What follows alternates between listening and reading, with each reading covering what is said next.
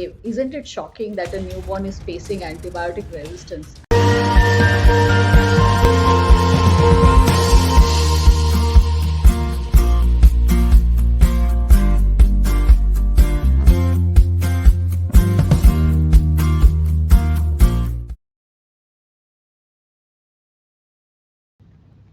Hello, viewers, and welcome back to this second episode of Antibiotic Resistance.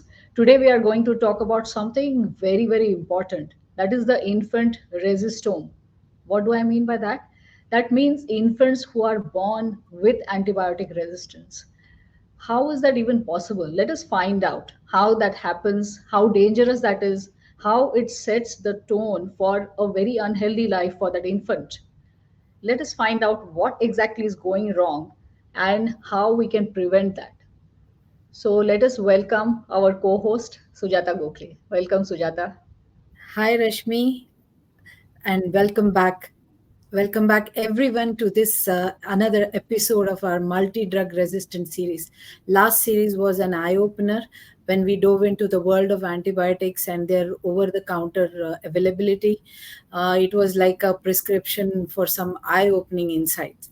And then viewers, if you have missed it, you have missed one of the most wonderful episodes. Besides the ones we have done on the neurotransmitters, they're really doing well and people are really appreciating it. So please be sure to check out the links in the description below.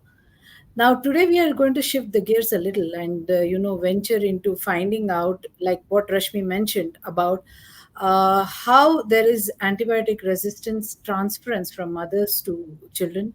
And as parents, what decisions we need to take, so as not to impact just our health, but also the health of our little ones. So let's welcome Rashmi, who is the science expert here. The expert, she will give us some wonderful, scientific insights on how this happens, and you'll be really amazed to hear about that. So let's get into it. And as always, don't forget to scroll down, click those like, subscribe buttons, handy links for more and more of our episodes. But before we just leave, before I hand it over to Rashmi, I have a question for you. Yes. Recently, I had a friend of mine whose, cousin was delivering a baby, and the baby unfortunately had an infection on birth.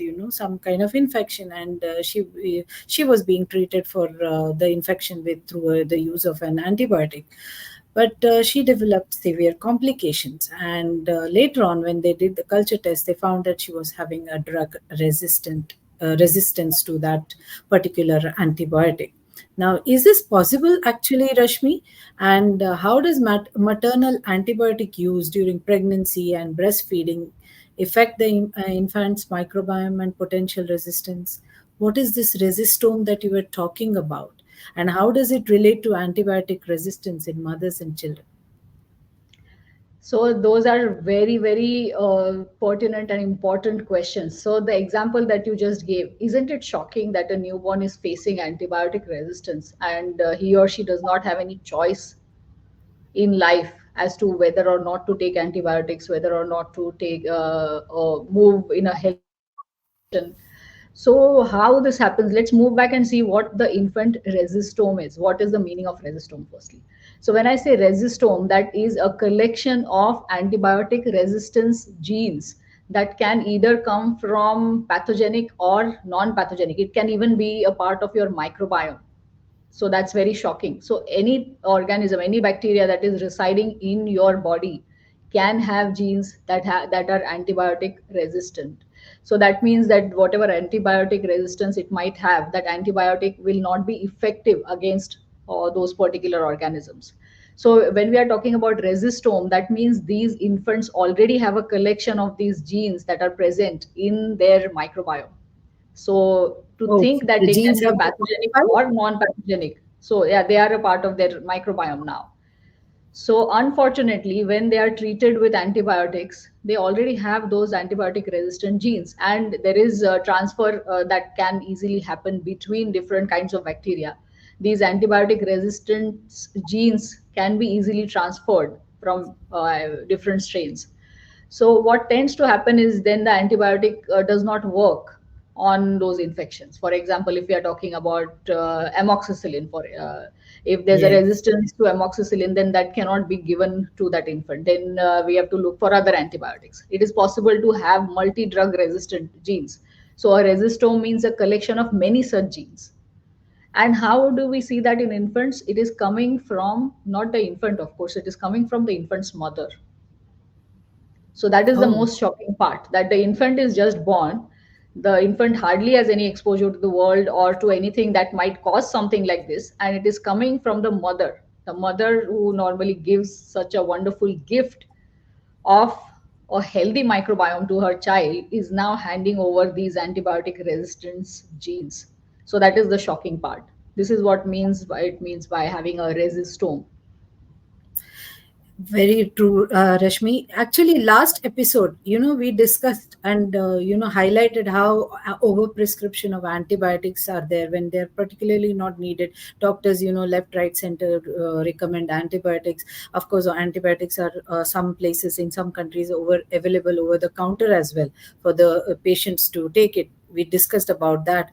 Also, we discussed about antibacterial resistance coming through food and other dietary what to say matter dietary food, I mean dietary recommendations or food what we eat from.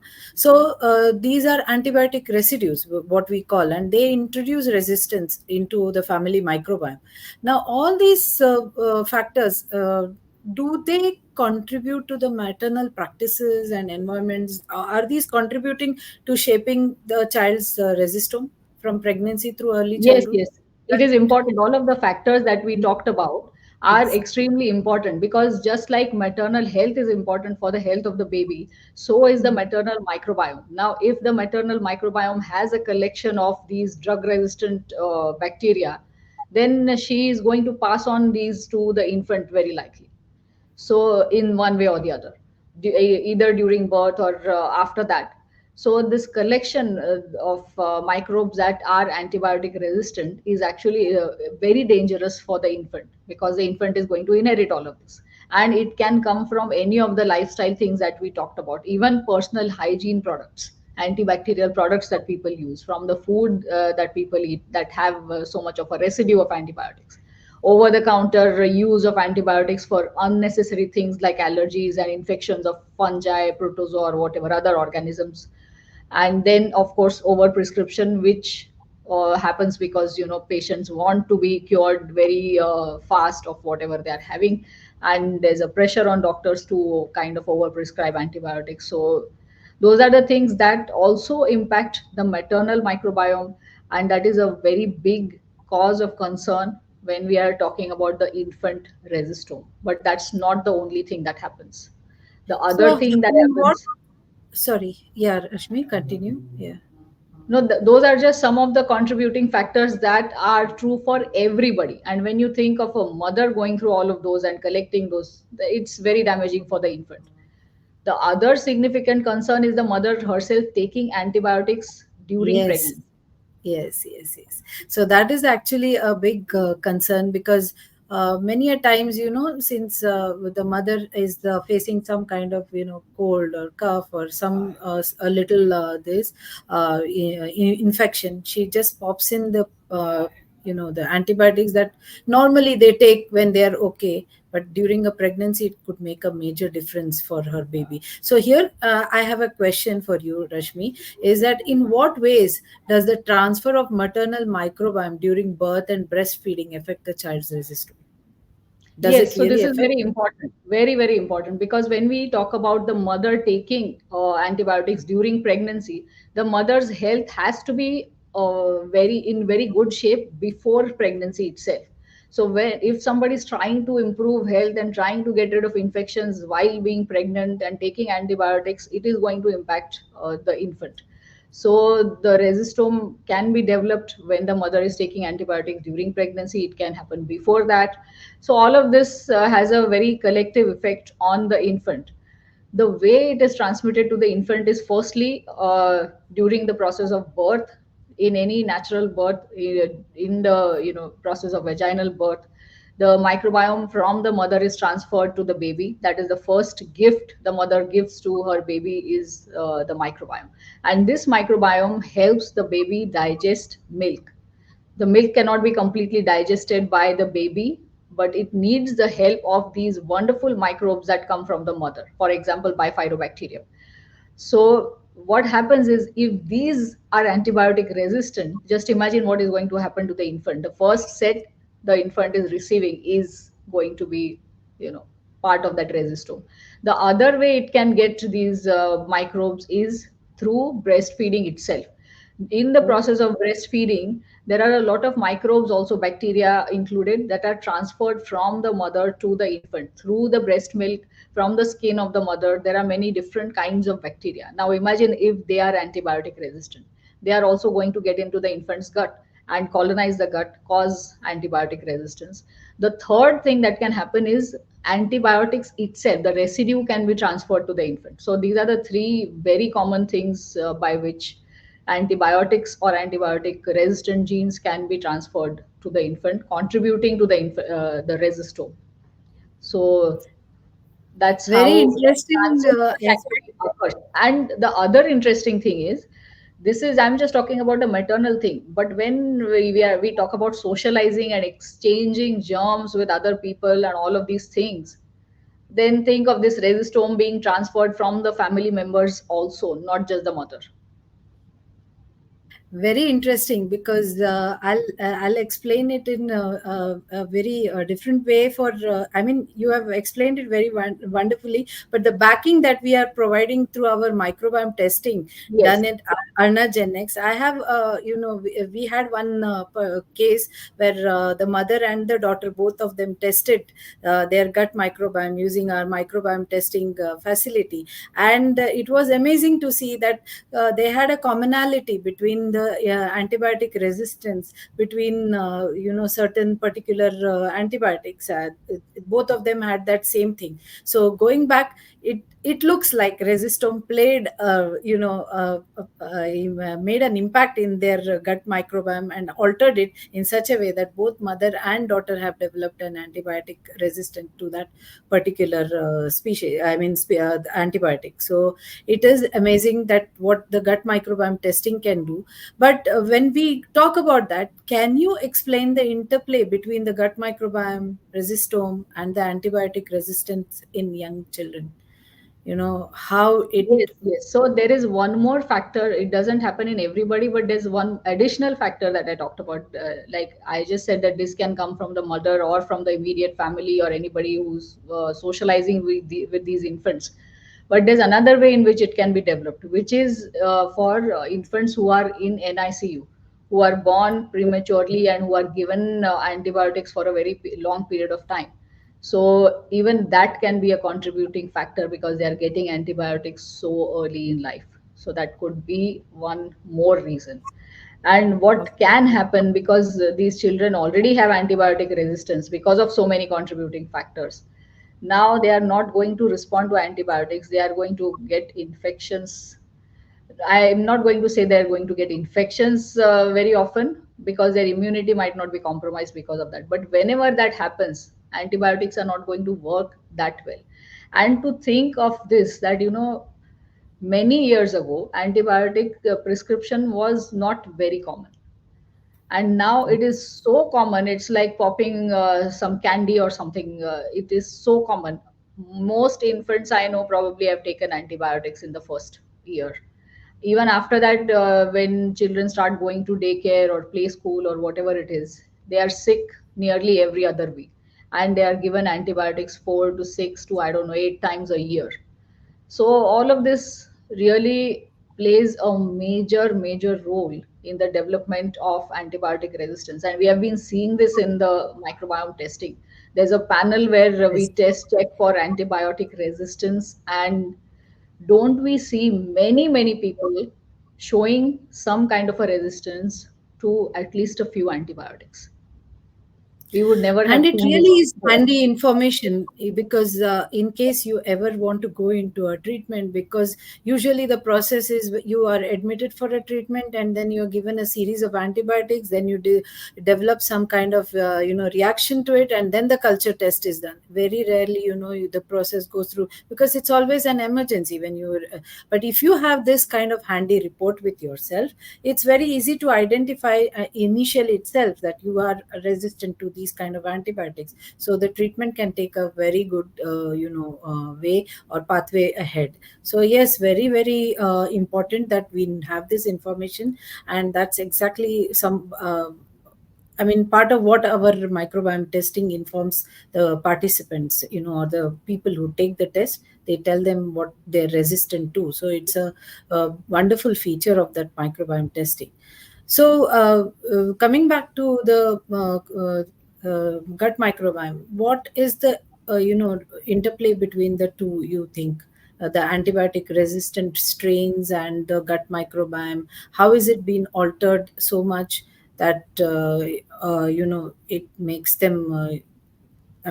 How can your mothers also take minimize this kind of spread and development of antibiotic resistance in their children's resistome, because there is an Yes. interplay, right? Yeah.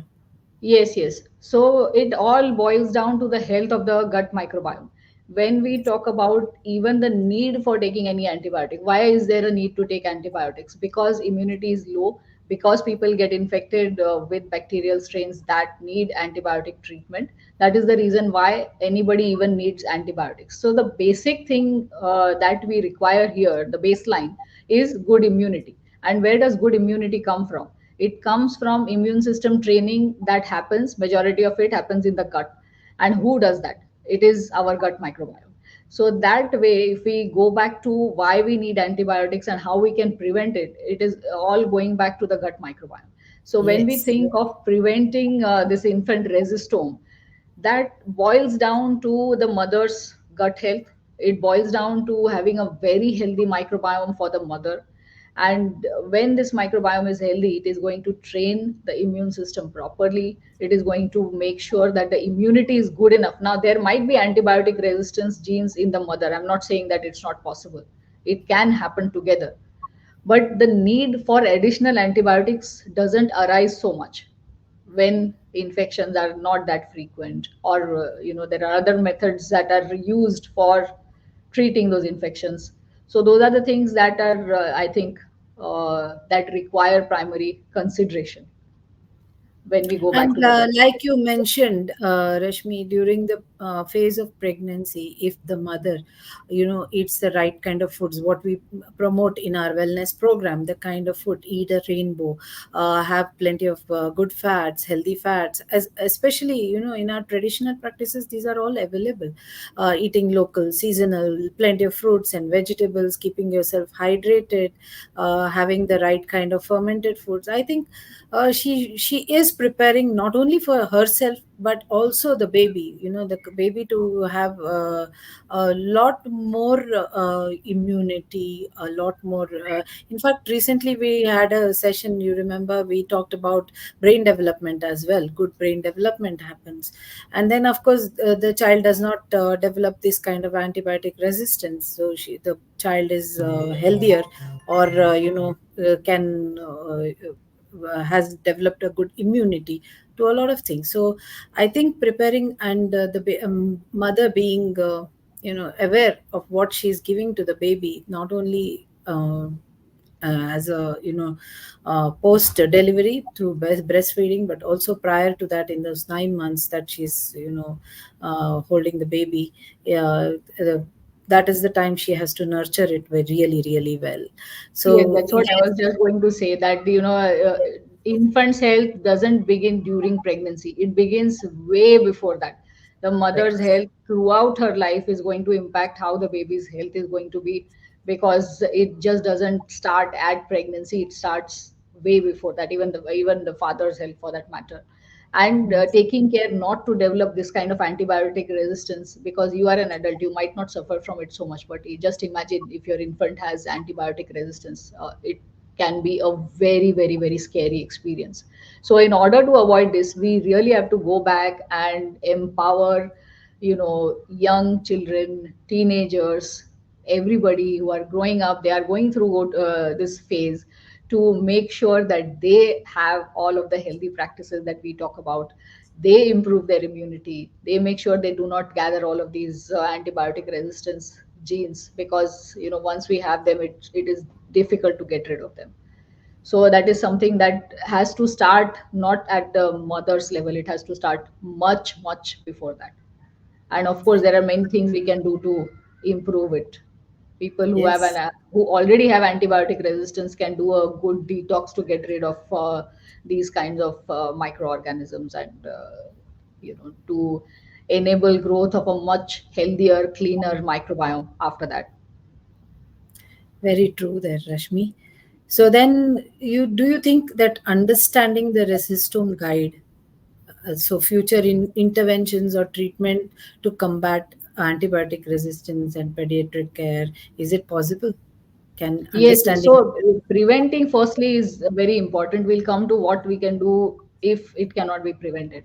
But prevention, as I said, includes improving immunity. It includes improving the diet to feed a rich, diverse gut microbiome, like the diversity of foods that we always talk about, like the rainbow diet, like diverse grains, millets, lentils, beans, Yes, cereals, nuts, seeds, and all of the things that we always talk about.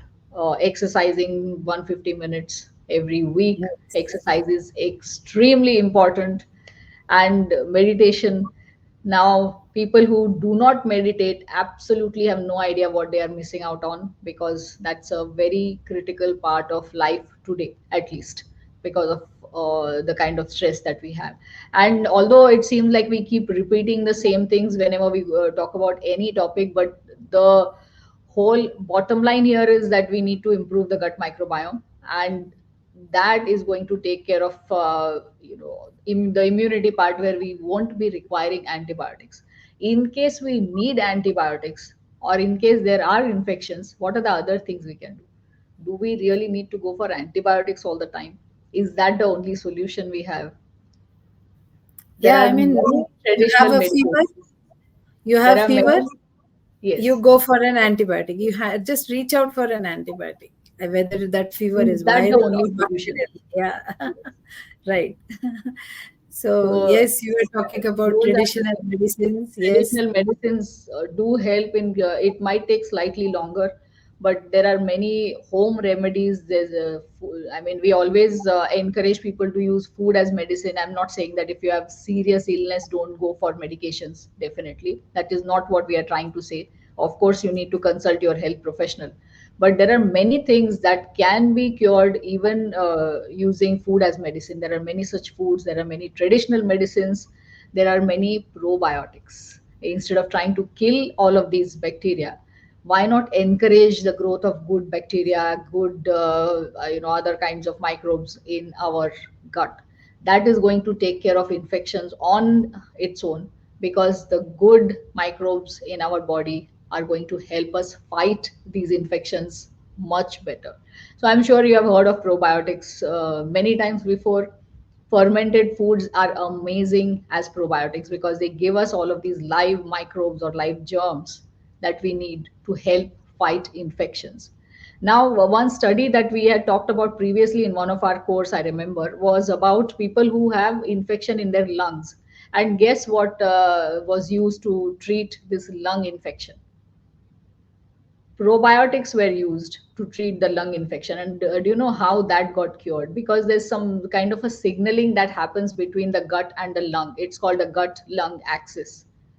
So if you are wondering how probiotics that go in your gut are going to help you cure a lung infection, the gut has its own axis with all kinds of organs. So whatever probiotics we consume are helping us in clearing infections from all sides. So this was a very nice study that was done on lung infections and the effect of probiotics on helping in clearing that. So those are the kind of solutions that we really need to encourage and look for. if we want to avoid this kind of antibiotic resistance, especially in children.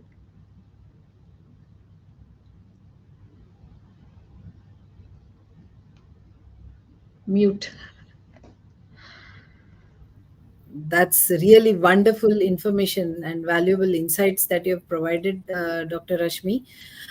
We have covered such a lot of important ground, from understanding how a mother's antibiotic use can influence her child's resistome.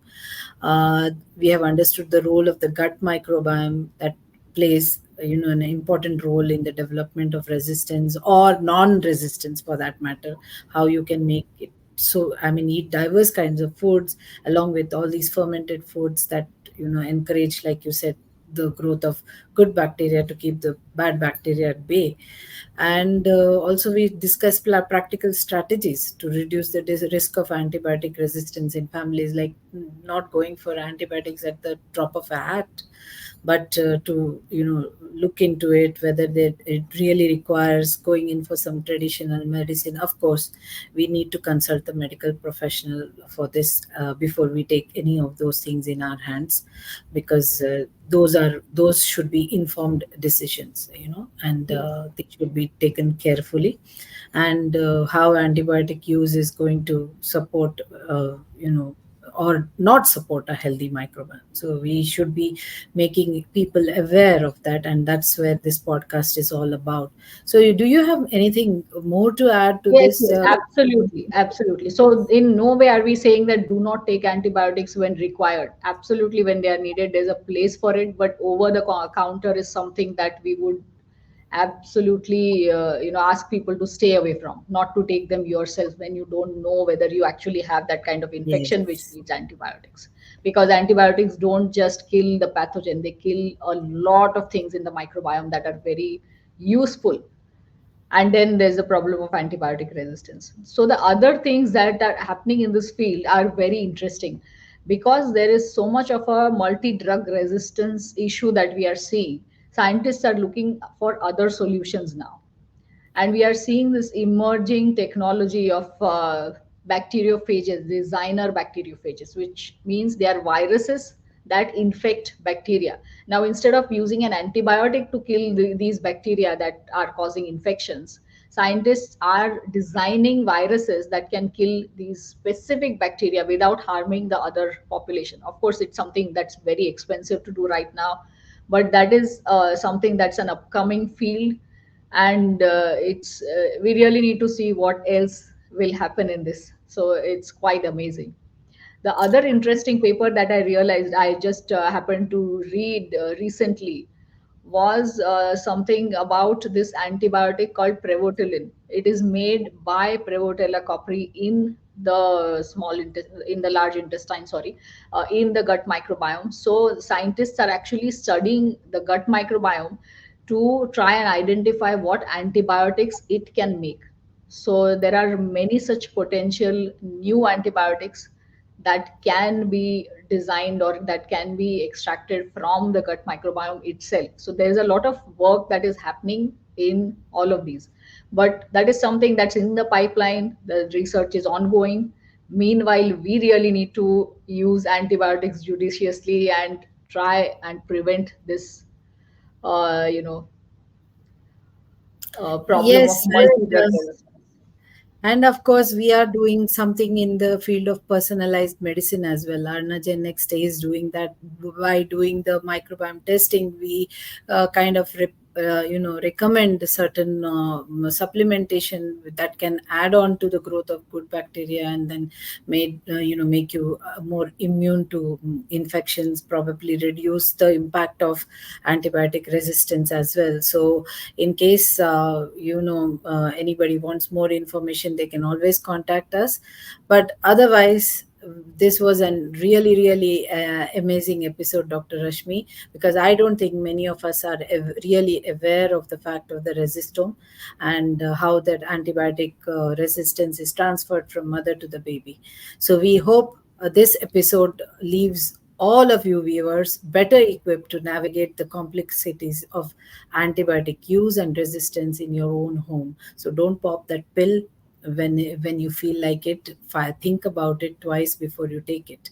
So don't forget to check out the links in the description below for all the additional resources that we have provided, whether it be a series on antibiotic use, neurotransmitters, and much much more. We have even a series on, we have a podcast on IBS and fitness and so many other things. We keep doing a lot of work and we try to get a lot of information out to you. So thank you for tuning in, and we'll catch you next time. See ya then. Thank you. Thank you so much, Sujata. Thank you. So, viewers, if you thought that antibiotic resistance was not so much of a problem, think again. How do we know about this? Because in the microbiome testing reports that we see, antibiotic resistance seems to be a common theme. We see it in so many people. Could you be one of them? So do check out our previous podcast on antibiotic resistance. Do check out our website, microbiomesuperhero.com, and also the resources that we have provided below. Let us know in the comment section how you found this video, whether you learned something new. See you in the next one.